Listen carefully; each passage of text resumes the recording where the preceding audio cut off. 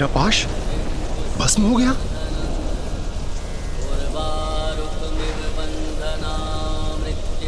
मेरे पाश के भस्म होने का, मेरे इतने बड़े अपमान का कारण यही तुच्छ ऋषि बालक और इसका हठ है, जिसे मैं अब अवश्य भंग करूंगा। देखता हूँ महादेव भी मृत्यु से इसकी रक्षा कैसे करते हैं।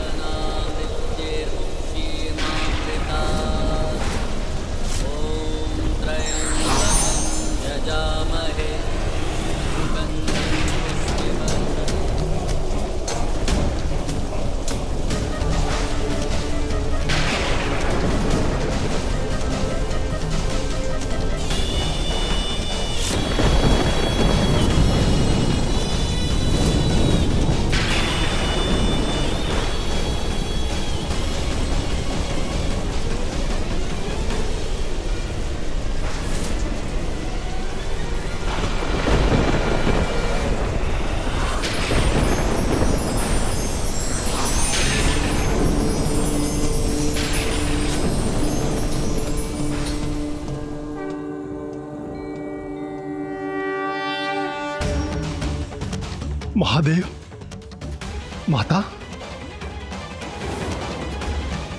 आदिशक्ति अपने अर्धनारेश्वर रूप में।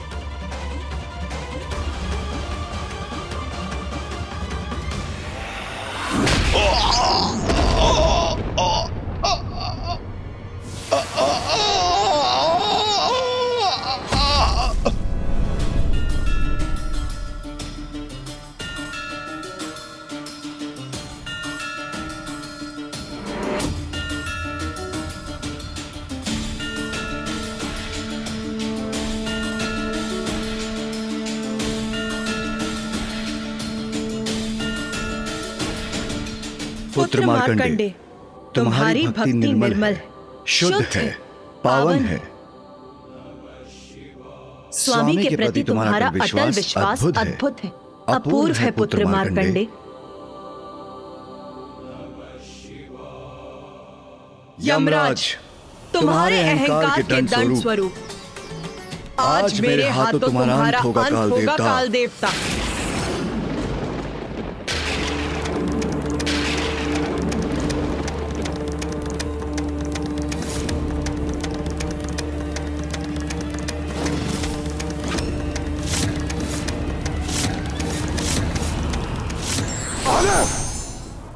माता पार्वती, माता ऐसा अनर्थ मत कीजिए प्रभु, क्षमा कर दीजिए मेरे पुत्र को। सूर्यदेव, हट जाइए मेरे मार्ग से। मैं आपसे विनती करता हूं प्रभु, मेरे पुत्र को क्षमादान देने की कृपा कीजिए।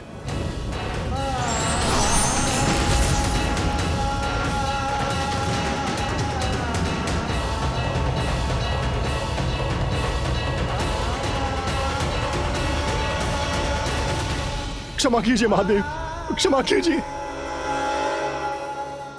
माता, यम को यमराज के पद पर प्रतिष्ठित आपने किया। आपने ही मृत्यु के नियमों को निर्धारित किया है। माता, तनिक विचार कीजिए, यदि काल का अंत हो गया तो मृत्यु का चक्र भी समाप्त हो जाएगा और संसार में असंतुलन उत्पन्न हो जाएगा। मैं निवेदन करता हूं, जगत जननी है आप, जगत पिता हैं आप, यम को क्षमा कर दीजिए, अपनी संतान पर दया कीजिए।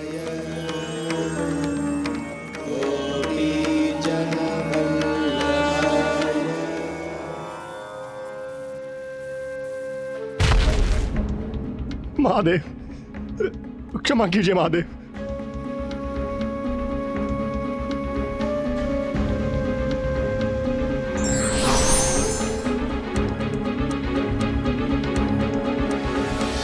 मुझसे बहुत बड़ा अपराध हुआ है महादेव, मुझे क्षमा कीजिए माता, मुझे क्षमा कीजिए।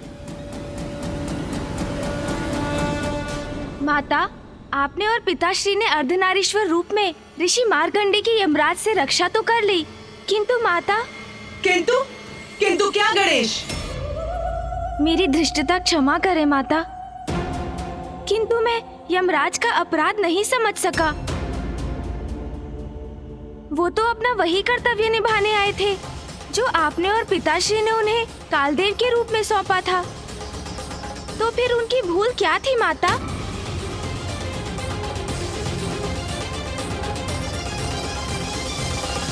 हाँ माता, वो तो आपके ही आदेश का पालन करने के लिए प्रस्तुत हुए थे कि समय आने पर मनुष्य की मृत्यु का होना विधि का विधान है। फिर अपने विधान पर अडिग रहकर यमराज ने कोई अपराध कैसे किया माता? गणेश, कार्तिकेय, यदि प्रश्न तर्क संगत है, उचित है, तो उसे पूछने में संकोच नहीं होना चाहिए। उस दिवस हमसे क्षमा याचना करने के पश्चात यमराज ने भी महादेव से यही प्रश्न किया था। तो माता, पिताश्री ने उन्हें क्या उत्तर दिया? महादेव ने कहा, यम, तुम यही जानना चाहते हो ना कि तुमसे क्या अपराध हुआ? तो सुनो, तुम्हारी पहली भूल मार्कंडे के प्राण को यमलोक ले जाने के लिए तुम्हारा यमदूतों को भेजना, जबकि यह स्पष्ट है संतों ऋषियों के प्राणों को हरने के लिए तुम्हें स्वयं आना चाहिए था।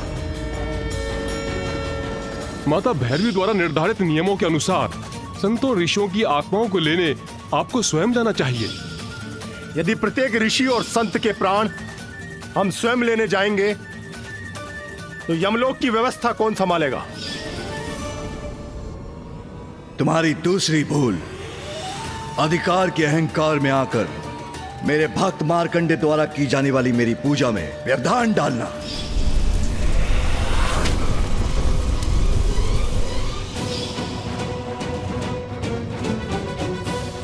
जिसमें तुमने तनिक भी संकोच नहीं किया। तुम यदि चाहते तो कुछ क्षण प्रतीक्षा कर सकते थे, किंतु तुमने वो नहीं किया। तुम्हारी तीसरी भूल तुम्हारी भ्रांति की कि तुम सभी को मृत्यु प्रदान कर सकते हो, यहां तक कि ब्रह्मदेव, इंद्रदेव आदि को भी प्रभावित कर सकते हो, किंतु कोई तुम्हारे प्राण नहीं हर सकता। जब मृत्यु समक्ष होती है तब तुम तो क्या, मैं ब्रह्मदेव और इंद्रदेव की भी नहीं सुनता। तुम्हारे इन तीनों अपराधों के दंड हेतु मैं तुम्हारा वध करने के लिए प्रेरित हुआ। और स्वामी को, स्वयं महादेव को अपने पाश से स्पर्श करने का दुस्साहस करना।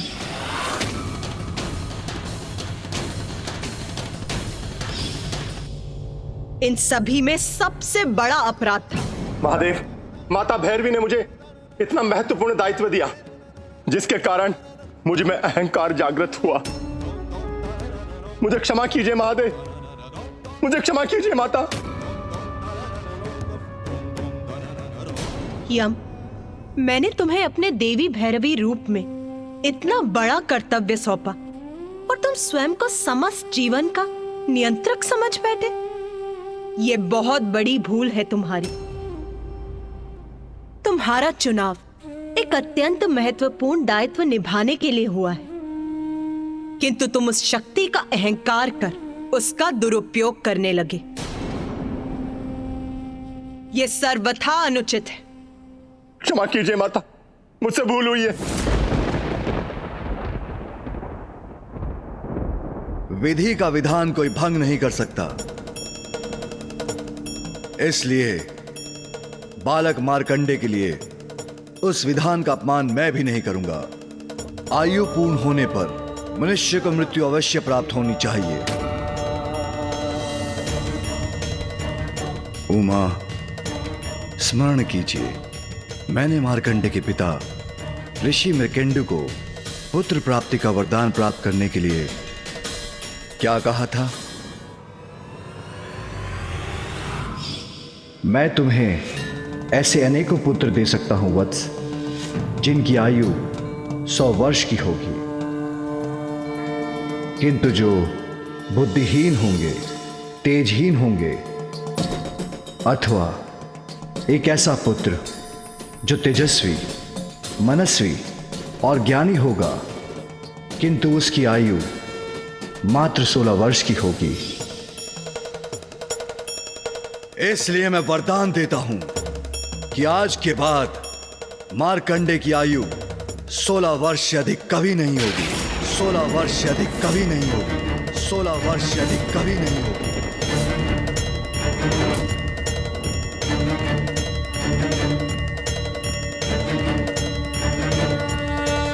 इस अवस्था में यमराज को मार्कंडे को मृत्यु प्रदान करने की कोई आवश्यकता ही नहीं।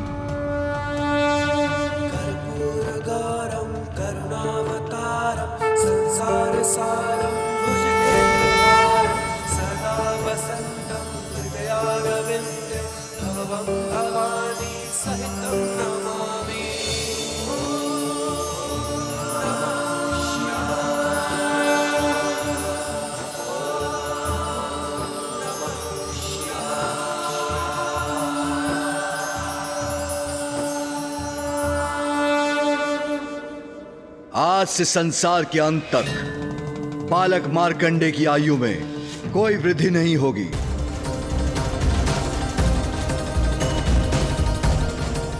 ये सदैव चिरंजीवी रहेंगे। पुत्र मार्कंडे, ये सब तुम्हारी भक्ति और माध्यम से तुम्हारे द्वारा महामृत्युंजय मंत्र के आविष्कार के कारण हुआ। जब तुम अपनी मृत्यु को अपने समक्ष पाकर निरुपाय हो चुके थे तो तुमने भक्ति और निष्ठा से मुझे पुकारा और तुम्हारे मुख से स्वतः ही महामृत्युंजय मंत्र प्रस्फुटित होने लगा। तब तुम्हें इस मंत्र का महत्व ज्ञात नहीं था पुत्र मार्कंडे, किंतु महामृत्युंजय मंत्र के जाप से ही तुम्हारे प्राणों की रक्षा संभव हुई। और आज मैं ये भी घोषणा करता हूं कि जो भी महामृत्युंजय मंत्र का जाप करेगा उसकी अकाल मृत्यु कदापि नहीं होगी। उसकी अकाल मृत्यु कदापि नहीं होगी। वो भीषण रोगों से भी मुक्ति पाएगा।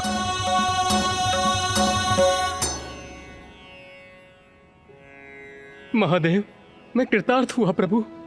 आज आपने और माता ने एक पुत्र को यह अवसर प्रदान किया कि वो अपने माता पिता की निराशा को आशा और आनंद में परिवर्तित कर सके। ये आपकी दया, कृपा और आशीष का ही परिणाम है। पुत्र मार्कंडे, मुझे पूर्ण विश्वास था तुम्हारी प्रार्थना महादेव तक अवश्य पहुंचेगी। तुम में एक विशेष गुण है पुत्र। तुम्हारे शब्द हृदय में प्रवेश कर आत्मा तक पहुंच जाते हैं।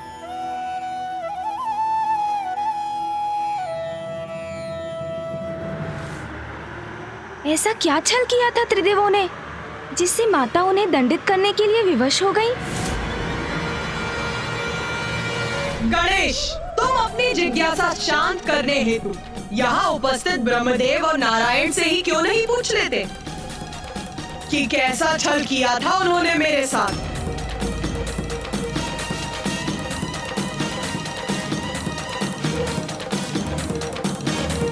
देवी, उस समय हमने जो भी किया था लोक कल्याण के हित के लिए किया था।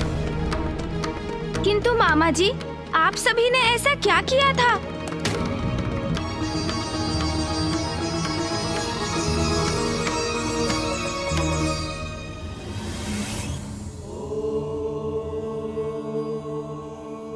माधव, माधव टमाटर दे, माधव इस बार टमाटर दीजिए।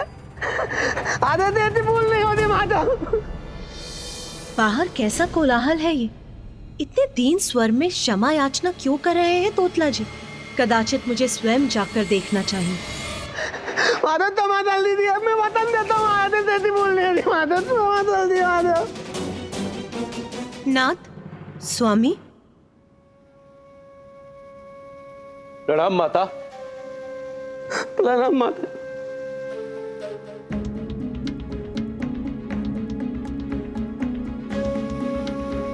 किस अपराध की क्षमा मांग रहे हैं तोतला जी? नंदे, तुम ही बताओ। जी प्रभु। माता, कैलाश के उपवन में कुछ मृग आकर यहाँ के फल खाने लगे। तोतला ने उन्हें देखा और उन्हें वहां से भगाने के लिए कंकड़ फेंककर उन्हें आहत करने लगा। कुछ कारण से मैं वहां गया था तो मेरी दृष्टि तोतला की इस दुष्टता पर पड़ गई। ऐसा भय का भाव उनके नेत्रों में देखकर माता, उनकी इन दीनता के भाव से किसी का भी हृदय द्रवित हो उठे। ये तो सर्वथा अनुचित है तोतला जी। निर्बल असहाय जीवों को भगाने का विचार भी कैसे आया आपके मन में? माते, माता मुझे तो माता दीजिए माते, आते से नहीं होता माते। मैं उन्हें तेलाते उपन तो पलटाते थे तब ना तेला तो बैठा था माते। माते नहीं होती माते। भूख प्यास से त्रस्त कैलाश पर आए और उन्हें यहाँ निर्दयता से भगा दिया जाए, ये तो अनुचित है। ऐसा पुनः नहीं होना चाहिए तोतला जी, इसका स्मरण रखिए। अब जाइए यहाँ से। माता, मैं तुम्हें अल्लाह तुम ना माता है।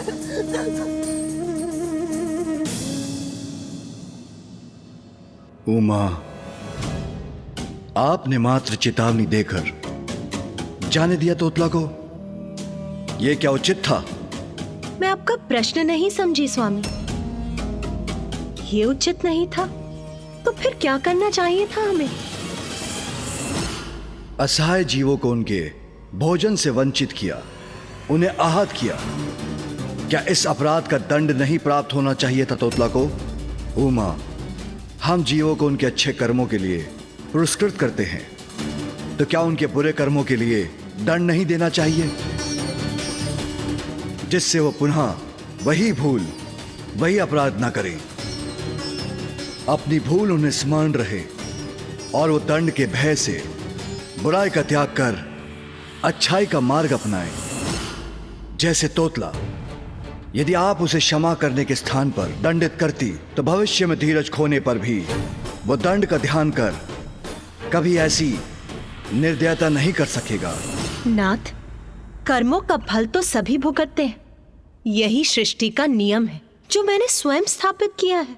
उमा, वो मृत्यु के उपरांत होता है, किंतु जीवों के जीवन काल में नहीं। यदि उनके जीवित रहते उनके कर्मों के परिणाम उनके समक्ष आ जाए तो जीव अवश्य अपनी भूल सुधार कर अच्छे कर्म करने के लिए प्रेरित होंगे। नाथ, आप पिता हैं, आपका हृदय कठोर हो सकता है, किंतु मैं मां हूं। सभी जीव मेरी संतानें हैं, उन्हें पीड़ा होती है तो अश्रु मेरे बहते हैं। मैंने ही यमलोक की रचना कर वहां यमराज को स्थापित किया है, किंतु उनके द्वारा दंडित आत्माओं की चित्कार विचलित करती है मुझे। जब वही सहना मेरे लिए कठिन है तो मैं अपनी संतानों को उनके जीवन काल में दंडित करने का आपका सुझाव मैं कैसे स्वीकार कर सकती हूँ स्वामी? नहीं प्रभु, ये मुझसे कदापि नहीं होगा।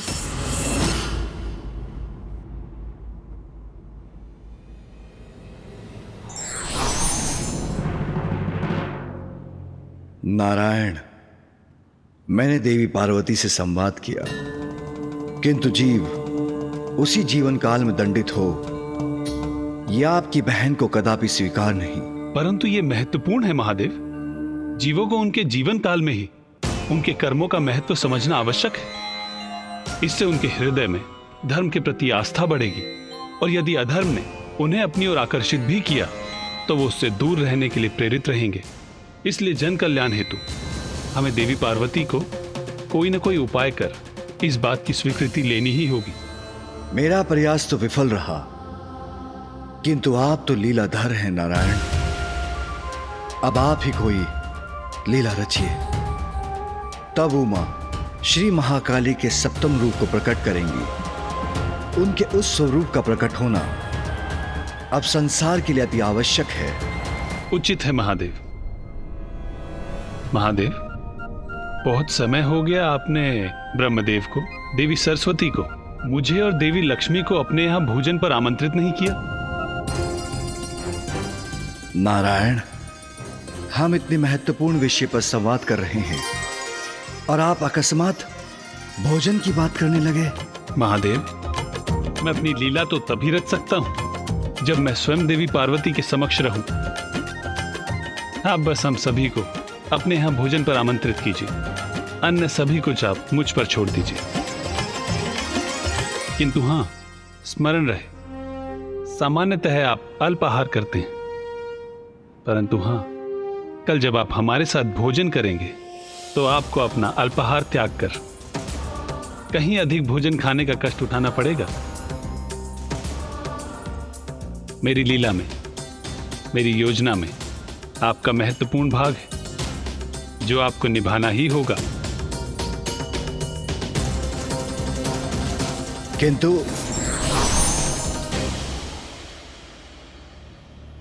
अधिक भोजन जो मैं कभी नहीं करता, किंतु नारायण का कहा भी नहीं टाल सकता मैं।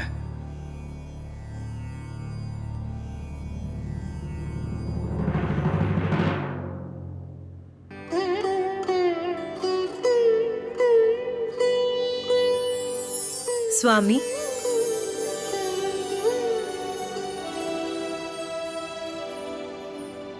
स्वामी, आप ध्यान में लीन हो जाते हैं तो सब कुछ भूल जाते हैं, आहार करना भी। लीजिए, पहले फलाहार कर लीजिए, उसके बाद पुनः ध्यान कर लीजिएगा।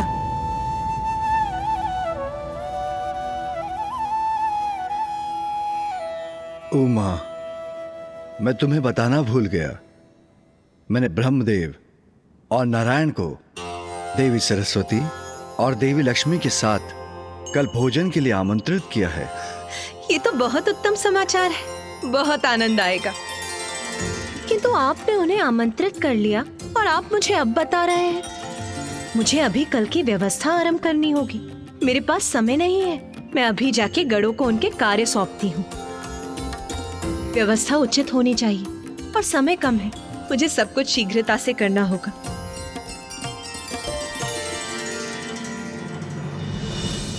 कल जब आप हमारे साथ भोजन करेंगे तो आपको अपना अल्पाहार त्याग कर आपको आवश्यकता से कहीं अधिक भोजन खाने का कष्ट उठाना पड़ेगा। मेरी लीला में, मेरी योजना में आपका महत्वपूर्ण भाग है जो आपको निभाना ही होगा।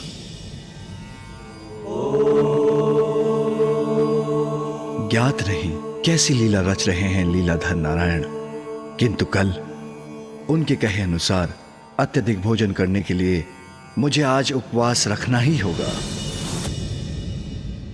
अच्छा, मामा जी ने लीला रची थी, वो भी भोजन को केंद्र बनाकर। ये तो बहुत ही रहस्यमय लीला प्रतीत होती है। मुझे भनक भी नहीं थी, किंतु ये सब मेरे अगले स्वरूप को प्रकट करने के लिए किया जा रहा था। गणेश, तुम्हारे मन में पुनः एक प्रश्न की उपस्थिति का भान हो रहा है मुझे। पूछो, शीघ्र पूछो अपना प्रश्न।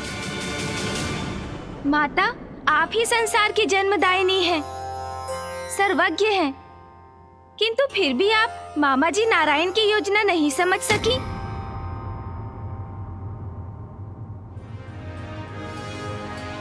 हाँ माता, आपने ही अपनी लीला के माध्यम से मधु और कैटव असुरों को उत्पन्न किया। मामा जी को उनकी योग निद्रा से बाहर निकालने में भी आप ही उनकी सहायक बनी।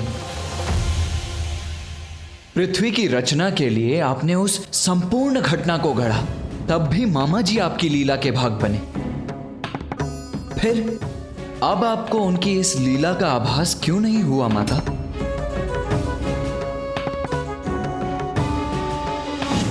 उत्तम उत्तम प्रश्न पूछ रहे हो तुम दोनों। श्री महाकाली के रूप में मुझसे कुछ नहीं छिपता, क्योंकि तब मेरी चेतना निर्गुण रूप में सर्वाधिक सशक्त होती है, किंतु पार्वती रूप में मेरी ही चेतना शरीर से बंध कर मेरे ही द्वारा निर्धारित नियमों से सीमित हो जाती है। तब मोह और भावनाओं से प्रेरित होता है मन, मेरी सतर्कता का हवास होता है, और इसीलिए तब लीलाधर नारायण अपनी लीला से मुझे प्रभावित करने में सफल हुए। फिर क्या हुआ माता? क्या फूफा जी, बुआ जी, मामा जी और मामी जी सभी भोजन करने कैलाश आए? हाँ गणेश, भोजन के लिए सभी का कैलाश आगमन हुआ और तभी आरंभ हुआ नारायण की इस लीला का। मेरा अगला महाविद्या स्वरूप धूमावती है। अति उत्तम। इस बार की भोजन की व्यवस्था तो पूर्व से भी अधिक उत्तम प्रतीत होती है। भोजन को देख के ही उसके स्वाद का अनुमान लगाया जा सकता है। देवी पार्वती, जब हमें महादेव ने भोजन के लिए आमंत्रित किया तो हम सभी को अत्यंत प्रसन्नता हुई, क्योंकि हमारे दायित्वों की व्यस्तता में इस प्रकार भेंट का आनंद लेने का अवसर हमें प्राप्त नहीं होता है। इतने स्वादिष्ट व्यंजन देखकर मुझे तो बहुत भूख लग रही है। आप दोनों आपस में वार्तालाप बंद कर भोजन आरंभ कीजिए। देवी, यदि आपको भूख लगी है तो आप प्रारंभ कीजिए ना। आपकी भूख से हमारे वार्तालाप का क्या संबंध है? संबंध तो है भ्राता नारायण। पति पत्नी तो एक दूसरे के पूरक होते हैं। यदि उन दोनों में से कोई एक भी भोजन ना करे तो दूसरा कैसे कर सकता है? इसीलिए जब तक आप भोजन का शुभारंभ नहीं करेंगे, मेरी भाभी देवी लक्ष्मी भोजन कैसे ग्रहण करेंगी? उचित, तो लीजिए हम आरंभ करते हैं।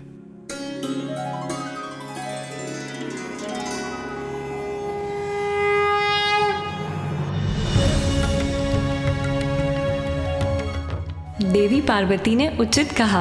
पति पत्नी में एक भोजन से वंचित रहे तो दूसरे को भोजन करने की इच्छा कैसे हो सकती है? एक साथ भोजन करने का सुख ही कुछ और है। जो पति पत्नी साथ भोजन करते हैं उनका स्नेह सदा बना रहता है। देवी पार्वती, इतना स्वादिष्ट भोजन है कि मुझसे तो रुका ही नहीं जा रहा।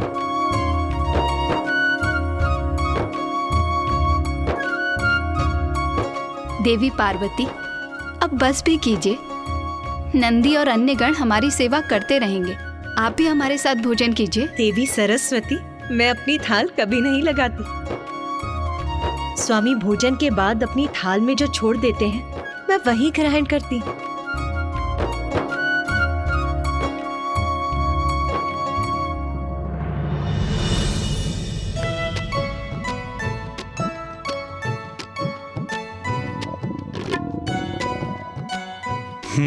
प्रतीत होता है बहन पार्वती को भी भूख लगने लगी। यही तो चाहता था मैं।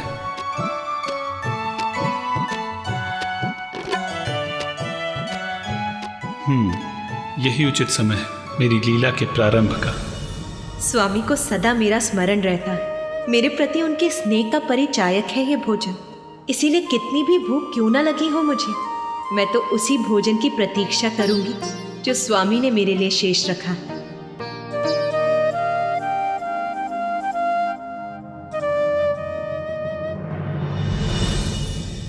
महादेव, आपने वचन दिया था कि आज आप अधिक मात्रा में भोजन करेंगे, तो फिर आप अपनी थाल पर भोजन क्यों छोड़ रहे हैं? क्योंकि नारायण, मैं तो सदा उमा के लिए भोजन शेष रखता हूं। महादेव, आज आप देवी पार्वती के लिए भोजन कदापि शेष नहीं रखेंगे। नारायण, ये आप क्या कह रहे हैं? भोलेनाथ, आज कोई प्रश्न नहीं। जब आपने सब मुझ पर छोड़ा है तो मेरी लीला मेरे अनुसार ही होने दीजिए।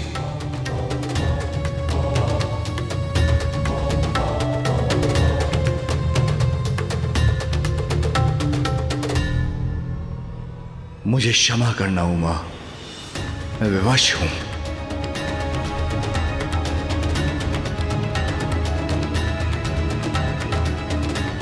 नारायण को वचन दिया है, इसलिए मुझे ऐसा करना ही होगा।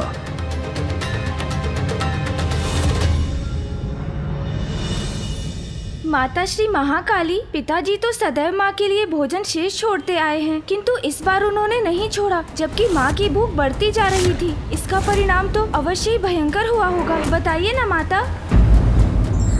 जगत के कल्याण के लिए स्वयं ईश्वर भी अपनी ही लीला का पात्र बनकर हमें यही संदेश देते हैं, कोई भी घटना अकारण नहीं होती।